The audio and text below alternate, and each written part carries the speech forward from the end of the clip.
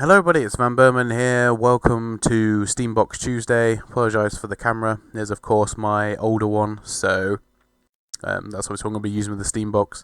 Not going to really make any difference whether I use that or this. It should be able to handle a webcam. No problem anyway. So what I wanted to talk about today is something that I use, or I used to use at least, as a benchmark. I don't genuinely do as much anymore. I do obviously use it to check different components. It's a testing barometer, I must say. Although a lot of people just say, it's no good, which I can sort of understand, and I will tell you as for why after I show you. So what I'm going to show you now is the Windows, as you can see here, it's the Windows Experience Index. So Windows does a series of tests on your computer and then gives it a score, well, on Windows 7 out of 7.9, or 1 to 7.9. 1 being the lowest, obviously 7.9 being the highest. Now this computer gets really good scores on that, to be honest. In fact, it rivals my main computer, but I'm going to explain as to limitations of this. The processor on this is 7.2, I believe. On my actual one, actually I'm just going to get it up and have a look now. I believe it's 7.9, but I'm just going to check. I'm 7.5 even, sorry. Oh no, 7.7. So my processor on my other computer is 7.7. I would say that actually, in terms of the single core performance, yeah, they are pretty close. I mean, you take 2 of the cores out of the one that's in my computer and the 2 cores in the Steambox, and they're going to be running at pretty much the same speed. I mean, this processor in the Steambox, for the 2 cores it's got, they run pretty high and they run pretty well as well.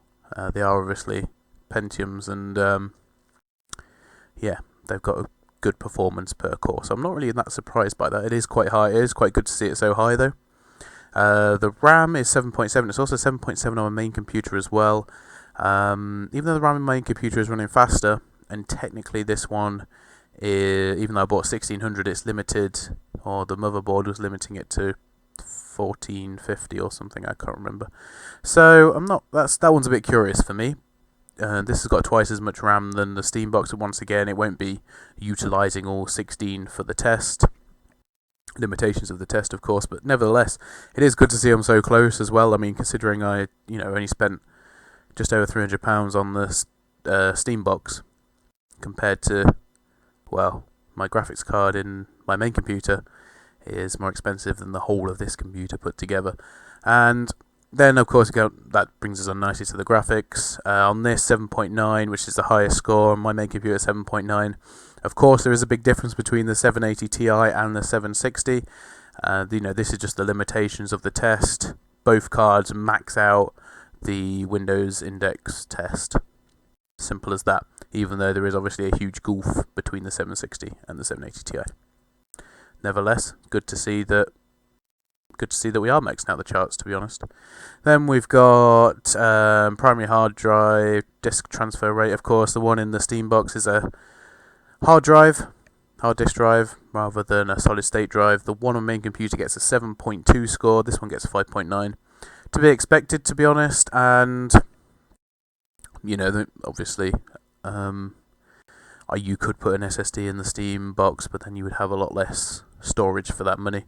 So that's just one of the trade-offs, and shouldn't make that much difference in it. But I am really impressed with the Steambox in terms of the performance that I've got for the pound, I suppose.